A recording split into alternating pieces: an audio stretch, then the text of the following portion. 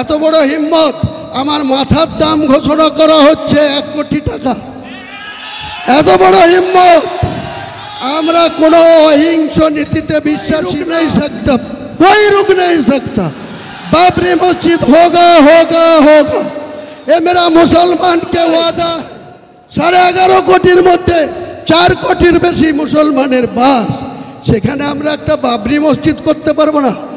কোনো ধর্মাবলম্বী মানুষকে আমরা ঘৃণাও করি না, অশ্রদ্ধাও করি না। আমার ধর্মের প্রতি আমরা যেমন আস্থাশীল, তেমনি অন্য ধর্মের প্রতিও আমরা শ্রদ্ধাশীল। কিন্তু কেউ যদি মনে করে থাকে মুর্শিদাবাদের মাটিতে উত্তরপ্রদেশ থেকে এসে মধ্যপ্রদেশের প্রাক্তন মুখ্যমন্ত্রী বলেছে एक एक ईटा खुल लेंगी, इतना हिम्मत उमा जी आपको नहीं होगी। बंगाल में जो 37% मुसलमान आबादी है, ये शहीद हो जाएगी, लेकिन ये बाबरी मस्जिद का एक भी ईटा नहीं खुलने देगी, एक भी ईटा नहीं खुल देगी। ये मेरा चैलेंज है। जिनारा आছেন এবং মঞ্চের আমাদের ডাসের সামনে যত মানুষ আছেন অধিকাংশই ইসলাম ধর্মাবলম্বী মানুষ আছেন, তবুও কিছু কিছু অমুসলিম ভাইও এখানে আছেন। আমি জানি কিছু বিশিষ্ট ব্যক্তি এখানে এসছেন, কয়েকজন ডাক্তারবাবু এসছেন, হাইকোর্টের অ্যাডভোকেট 2 জন এসছেন, আলী আফজল সাহেব এবং আরেকজন শহীদুল্লাহ সাহেব। আমাদের এগেনস্টে এটাকে রোখার জন্য যে হাইকোর্টে যে একটা পিআইএলএ ফাইল হয়েছিল, সেই পিআইএলএর ফাইলের পরে ওনাদের পক্ষে কয়েকজন বিশিষ্ট লয়ার, যিনারা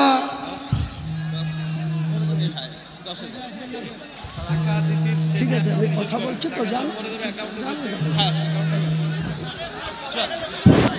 আমরা যখন ভাই আইনের লড়াইয়ে অনারেবল হাইকোর্টের প্রধান বিচারপতি সাহেব তার ডিভিশন ব্রাঞ্চ যখন এটার শুনানি হওয়ার কথা ছিল 8 তারিখে, 8ই ডিসেম্বর, কিন্তু বিশেষভাবে সেই শুনানিটা 5 তারিখে আগিয়ে আনা হয়েছিল। প্রধান বিচারপতিকে মেনশন করে ওনাদের পক্ষে যারা লয়ার ছিল তিনারা 8 তারিখের জায়গায় 5 তারিখে মেনশন করে দিয়ে আসলাম যে যা করার করতে হবে। যারা এটার জন্য রোখার চেষ্টা করছে, আমি কোনো অসাংবিধানিক কাজ করছি না। ভারতের সংবিধানকে সম্মান জানিয়ে প্রত্যেকটা ধর্মাবলম্বী মানুষের নিজের নিজের অধিকার আছে। কেউ চার্চ বানাতে পারে, কেউ গির্জা বানাতে পারে, কেউ মন্দির বানাতে পারে। আমরা মুসলমান যারা, তারা আল্লাহর ঘর মসজিদ বানাতে পারি। এখানে মিডিয়া বন্ধুদের বলবো, ন্যাশনাল মিডিয়ার বন্ধুদের বলবো, আপনারা দেখতে পাচ্ছেন বাংলায় এবং ইংরেজিতে এখানে পবিত্র বাবরি মসজিদের ভিত্তি স্থাপন প্রস্তাব লেখা আছে। আপনারা একটু ওই দিকে লক্ষ্য করবেন, আপনাদের ক্যামেরা ওই দিকে ঘোরাবেন, গোটা ভারতবর্ষ দেখুক যে এক শ্রেণীর মানুষ এটা হতে দিতে চাইনি। বাবরি মসজিদ নাকি ভারতের মাটিতে হবে না। আপনাদের অবগত করার জন্য বলি, 2019 সালে সুপ্রিম কোর্টের প্রধানমন্ত্রীর যে ব্রাঞ্চ, ফুল বেঞ্চ 5 সদস্যের, তারা দীর্ঘদিন ধরে এই মামলার শুনানি করার পর 2019 সালের নভেম্বর মাসে একটা জাজমেন্ট এসেছিল।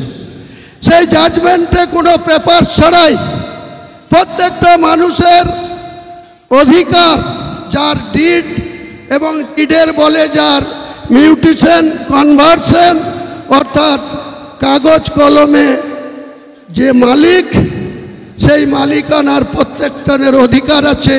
সেখানে কি বানাবে, কি করবে, হিন্দু ভাইদের মন্দির করার অধিকার আছে, আগেই বললাম গির্জা করার অধিকার আছে, চার্চ বানানোর অধিকার আছে, তেমনি মুসলমান ভাইদের পবিত্র আল্লাহর ঘর মসজিদ বানানোর অধিকার আছে। সুপ্রিম কোর্ট যে জাজমেন্ট দিয়েছিল, সেই জাজমেন্টে যেমন উইদাউট কাগজপত্র ছাড়াই, রামলীলার কোনো ডকুমেন্টস ছাড়াই, শুধু বলেছিল মানুষের আবেগকে সাড়া দিয়ে অনারেবল সুপ্রিম কোর্টের 5 সদস্যের ডিভিশন বেঞ্চ সেদিন বলেছিল যে এক শ্রেণীর হিন্দু সমাজের মানুষ এখানে বাবরি মসজিদ ভেঙে দিয়েছে 1992 সালে, সেখানে তাদের আবেগকে গুরুত্ব দিয়ে সেখানে রাম মন্দির হবে। আপনারা সবাই জানেন, গোটা বিশ্ব জানে, ভারতবর্ষের আপামর 145 কোটি মানুষ জানে যে অযোধ্যাতে একটা রাম মন্দির তৈরি হয়েছে। আমরা কেউ মুসলমান সম্প্রদায়ের মানুষ কেউ তার বিরোধিতা করিনি। আমি যেদিন 12/12/2024 কলকাতায় আজকের দিনে এই ভিত্তি স্থাপনের কথা, বাবরি মসজিদের ভিত্তি স্থাপনের কথা বললাম, তারপরেই সঙ্গে সঙ্গে দেখলাম কিছু সংঘ পরিবার, কিছু মহারাজ সাগর দিঘিতে একটা রাম মন্দিরের আবার শিলান্যাস করলেন। আমরা কেউ বাধা দিতে যাইনি। আজকের দিনে এখানকার একজন বিজেপির নেতা, আগে জেলা সভাপতি ছিল, এখন রাজ্য কমিটিতে আছে, সাকারপ সরকার, তিনিও সঙ্গে সঙ্গে বললেন বহরমপুরের কোনো জায়গায় রাম মন্দির করবে। আমরা কিন্তু আপত্তি করিনি, বলেছি প্রত্যেকটা ধর্মাবলম্বী মানুষের নিজের নিজের ধর্ম করার অধিকার যেমন রয়েছে, তাদের মন্দির বানানো, মসজিদ বানানোর অধিকার ভারতবর্ষের সংবিধান স্বীকৃত। স্বাভাবিকভাবেই আমাদেরকে বিরুদ্ধে যেটা চক্রান্ত করে পিআইএলে ফাইল করা হলো, তারা চেয়েছিল 8 তারিখে ডেট ছিল, তাহলে স্বাভাবিকভাবে আজকে 6 তারিখে আমরা শিলান্যাস করে দিতাম। তারা এটাকে রোখার জন্য স্পেশালভাবে মেনশন করলো 5 তারিখে মামলা শুনানি করতে হবে। মহান আল্লাহ যাকে সাপোর্ট দেয়, মহান আল্লাহ যাকে দোয়া করে, আল্লাহ যাকে ভালোবাসে, এই পৃথিবীর কোনো মানুষ তার বিরোধিতা করলেও সাকসেস আসে না, সার্থকতা আসে না, সফলতা পায় না। তাই মহান আল্লাহ তাআলার খোদ ইচ্ছায় আমরা সেই হাইকোর্টে আইনের লড়াইয়ে এখানে আফজল সাহেব, আলী আফজল চাঁদ থেকে শুরু করে যে 12 জন লয়ার আমাদের হয়ে দাঁড়িয়েছিল, সেখানে হাইকোর্টের অনারেবল প্রধান বিচারপতি এবং তার পরিষ্কার করে বলে দিয়েছেন, পরিষ্কার করে তিনি বলে দিয়েছেন যে হুমায়ুন কবির কোনো সংবিধান বিরোধী কথা বলেনি, সংবিধান বিরোধী কাজ করেনি। ভারতবর্ষের সংবিধানে তার অধিকার আছে মসজিদ বানানো, এবং প্রত্যেকটা ধর্মাবলম্বী মানুষের বাড়িতে যে সন্তান জন্মায়, কারো পুত্র সন্তান, কারো কন্যা সন্তান, তাদের নামকরণ তার বাড়ির গার্জেনরাই রাখে, হয় পিতা রাখে, নাই দাদু রাখে, নাই নানি রাখে, নাই নানা রাখে। বাবরি মসজিদ অযোধ্যা, বাবরি মসজিদ জনাব হুমায়ুন কবির, বাবরি মসজিদ জনাব অ্যাডভোকেট আলী আফজাল। মসজিদ যেটা অযোধ্যায় ভাঙা হয়েছিল, সেটাকে বলা হচ্ছে বিতর্কিত ল্যান্ডে ছিল। বাবর 1528 খ্রিস্টাব্দে তার প্রধান সেনাপতি মীর বাকি তাকে দিয়ে নাকি যেখানে রামের জন্ম হয়েছিল সেখানে নাকি এই মুঘল সম্রাট, আপনারা সবাই জানেন, ইতিহাস যারা পড়েছেন, ইব্রাহিম লোদি বলে একজন সম্রাট ছিল। বাবর কিন্তু ভারতবাসী ছিল না, অন্য দেশ থেকে ইব্রাহিম লোদিকে আক্রমণ করেছিল, তারপরে জয়লাভ করার পর তিনি ভারত সম্রাট হয়েছিল। সেই ভারত সম্রাটের একজন প্রধান সেনাপতি মীর বাকিকে দিয়ে এই যে বিতর্কিত বলা হচ্ছে, বিতর্কিতটা 2% ভারতবর্ষের হিন্দু সমাজের মানুষরা বিতর্কর কথা বলছেন। আজকে ভারতবর্ষে 145 কোটির মধ্যে 40 কোটি মুসলমানের बाजी आपको चैलेंज कर रहा है, जो मेरा शेर लेने के लिए घोषित किया उनको भी मैं सतर्क कर रही। खितामनी दे रहा है, जा पैसा मत कीजिए। आप हुमायूं कबीर को कैसा ग्रह स्पर्श नहीं कर पाएगी। खुद महान अल्लाह ताला सृष्टिकर्ता मुसलमान के पास है, कुरान के हिफाजत के लिए है। ये मेरा जो 1992 साल 6 दिसंबर जो मस्जिद को रिमूव कर दिया, तोड़ दिया, डिमोलिशन कर दिया, वो बाबरी मस्जिद बेलडंगा में बनेगी बनेगी बनेगी। नारे तकबीर। उनका साथ एक इस्लामिक हॉस्पिटल भी होगी 500 बेड में। यहाँ का जो मेडिकल कॉलेज है वहाँ कोई परिसेवा ठीक ठाक नहीं मिलती। एक के बेड में 3 को पेशेंट को वहाँ रखने होते हैं, रुकने होते हैं।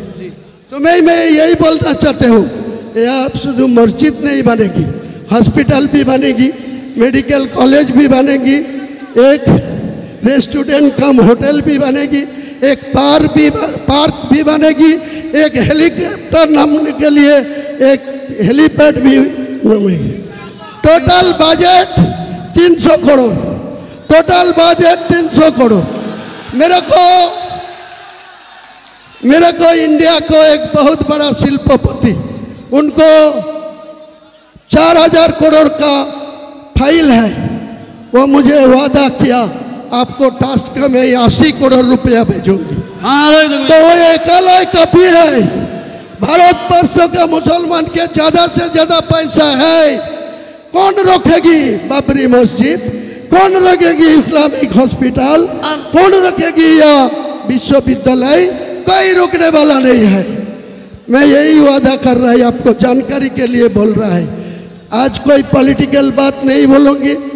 अगले 22 तारीख आने दीजिए, उसी दिन में बहरमपुर टेक्सटाइल में क्या अगले दिन होगी वो पता मिल जाएगी सारे इंडिया को लोग को, सारे बंगाल को लोग को। ताई मेरा ज़्यादा बोलने का कोई मौका नहीं है। अली अफजल भाई 2-4 कथा बोलेंगे, हर कोई कुछ बोलने चाहिए तो बोलेंगे। मैं ठीक 1:30 बजे और एक बात है, जमार लगा दिया, कोई टेलीफोन में कनेक्शन नहीं हो रहा है, कोई इंटरनेट भी नहीं चल रहा है। तो मैं इंटरनेट में जो भित्ति स्थापन करने का बात है वो नहीं होगी, तो यहाँ से ही मैं भित्ति से कांची देके वो भित्ति स्थापन करा। मुसलमान के दिल में जो अछाड़ पड़ा 33 साल पहले, उनको फिर खोज होने के लिए ये मस्जिद बन चुका है, बनेगी बनेगी। সেদিনকে 67টা মুসলমান এমএলএ ছিল। উনার 5 বছর ক্ষমতা পূর্ণ হওয়ার পর 2000 সালে সেটা নেমে আসলো 57-তে। 2021-এ সেটা চক্রান্ত করে নামিয়ে আনেন মাত্র 44 জনে। আমি মুসলমান সমাজের কাছে একটাই কথা বলবো, আপনারা আপনাদের যাকে খুশি যোগ্য মুসলমানদের ভোট দিয়ে বিধানসভায় পাঠান, আর বাকি 90টার মধ্যে 200 যে 4টে থাকবে 294-এর মধ্যে, সেই 204-এর মধ্যে মমতা ব্যানার্জি আর শুভেন্দু অধিকারীর মধ্যে লড়াই হোক। তারা কে সরকারে আসবে হিন্দু সমাজ সিদ্ধান্ত নেয়। তারা অপোজিশনে থাকবে, বিধানসভায় ইঞ্চিতে ইঞ্চিতে অধিকার বুঝে নিব, উন্নয়ন বুঝে দিব। এটাই আমার টার্গেট, এটাই আমার লক্ষ্য, এটাই আমার ইরাদা। এটাই আপনারা আমাকে মঞ্চালে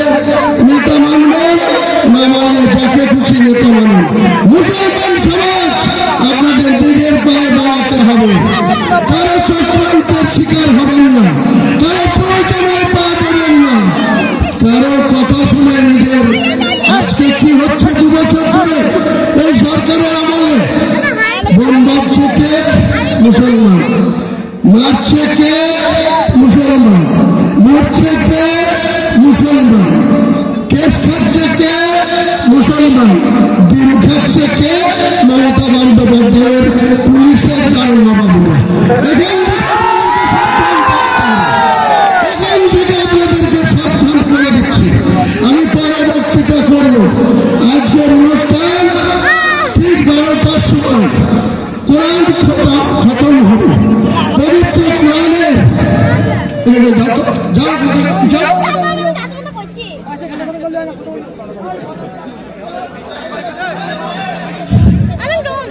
আজকে আরেকটা উল্লেখযোগ্য দিন মুসলমানদের জন্য, আরেকটা উল্লেখযোগ্য দিন যে পবিত্র কোরআন যেদিন নাযিল হয়েছিল সেই দিন থেকে আজকে 6 ডিসেম্বর 2025 কোরআনের বয়স পূর্ণ হয়েছে 1450 বছর। এই 1450 বছর কোরআনের বয়সে ভুলে কোরআনকে মুসলমান আপনাদেরকে হেফাজত করতে হবে। কোরআনকে আমরা কোরআনকে রক্ষা করব, কোরআনকে হেফাজত করব। এটাই আমাদের প্রথম উদ্দেশ্য বলে দিলাম। দ্বিতীয় উদ্দেশ্য বলে দিলাম, আপনারা সবাই শান্ত হয়ে থাকবেন।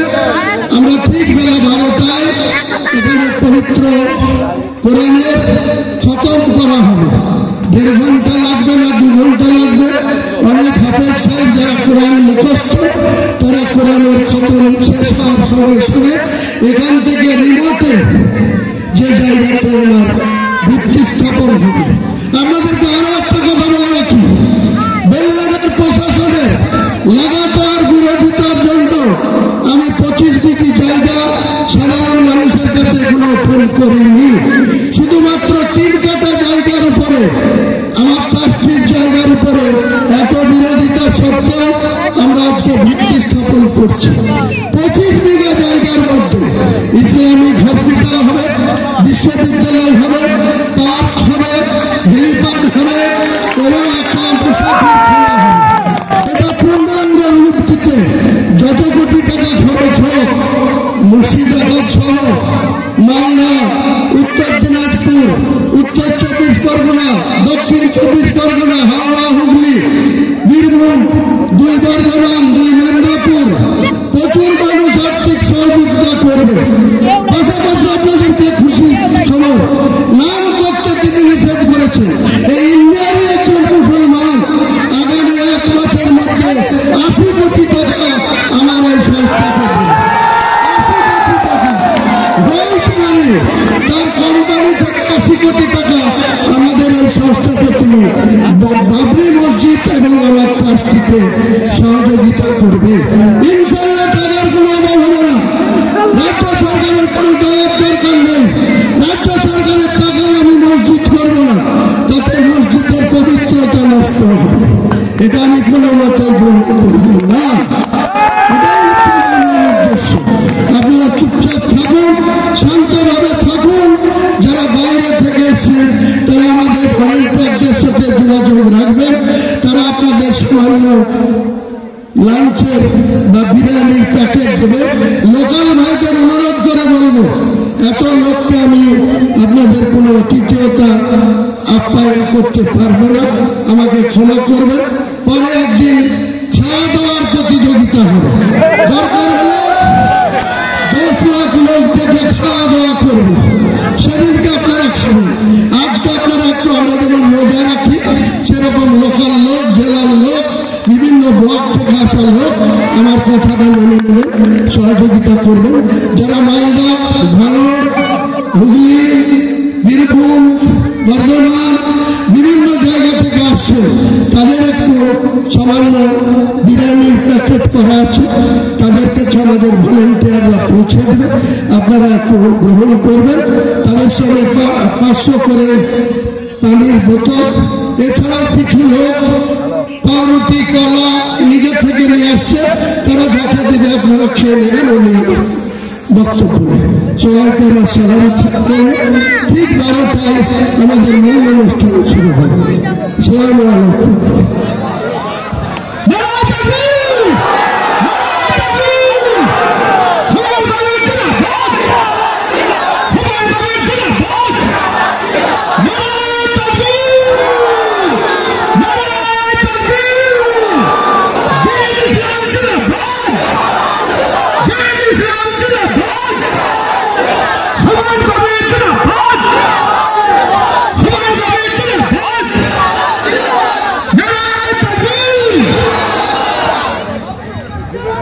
বাবরি মসজিদ